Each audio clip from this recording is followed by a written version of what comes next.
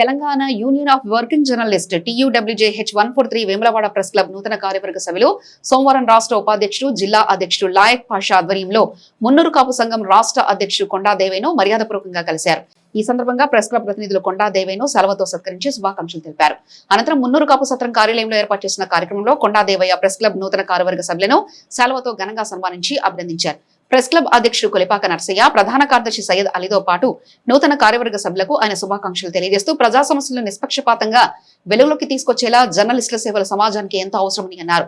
ప్రజలకు వాస్తవాలను చేరవేయడంలో మీడియా కీలక పాత్ర పోషిస్తుందని, వేములవాడ ప్రెస్ క్లబ్ మరింత బలోపేతం కావాలని ఆకాంక్షించారు. జర్నలిస్టుల సంక్షేమం, వృత్తి గౌరవ పరిరక్షణకు తన వంతు సహకారం ఎల్లప్పుడూ ఉంటుందని హామీ ఇచ్చారు. ఈ కార్యక్రమంలో జిల్లా క్రమశిక్షణ committee convener Syed Rasool, press club ముఖ్య సలహాదారు కోత్వాల్ శ్రీనివాస్, ఆర్గనైజింగ్ సెక్రటరీ జింకా శ్రీధర్, దెబ్బేటి ప్రవీణ్, శ్రీ రామోజు వేణు, సంటి రాజేందర్, షబీర్, నవీన్, అసీంలు పాల్గొన్నారు.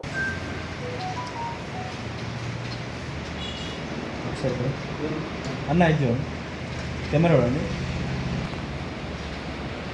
నేను నడుమ వచ్చినప్పుడల్లా అనుకుంటాను అదే ఏమో నర్సన్న వాళ్ళు ఎందుకు లేట్ అవుతుంది అని. ఓకే అయితే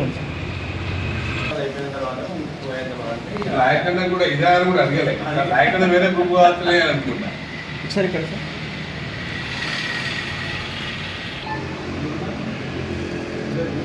ఓకే సార్ ఇక్కడ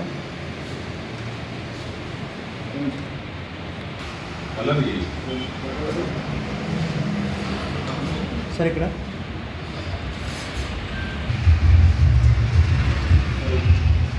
ఓకే సార్ అన్న ఇచ్చాము. నాకు ఒక్కొక్కరైతే ఇప్పుడు పోయినట్టే అన్నప్పుడు ఫోటో దిగినాం కదా, నేను ఆశ్చర్యపోతాను. అది నాకు ఎరుగులో అంతమంది ఫోటో ఉంటాయి. ఓకే స్మైల్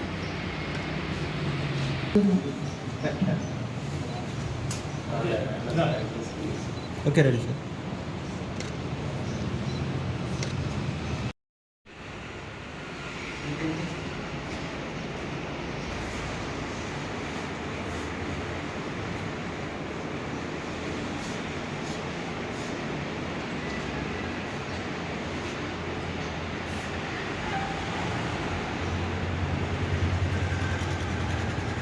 అందరికీ నమస్తే.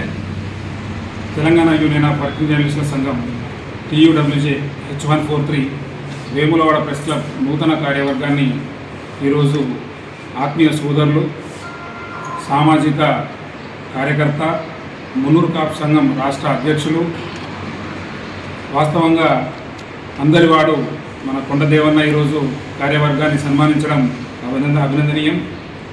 ముఖ్యంగా ఆయన చేస్తున్న ఈ సామాజిక కార్యక్రమాలే కావచ్చు, ఆధ్యాత్మిక కార్యక్రమాలు కావచ్చు, మీడియా తరఫున మేమందరం ఆయనకు సపోర్ట్గా ఉంటూ ప్రపంచానికి చూపించడం జరుగుతుంది.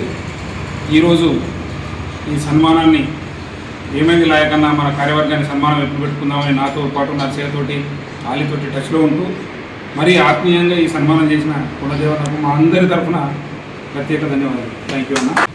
Telangana journalist working TUWJH 143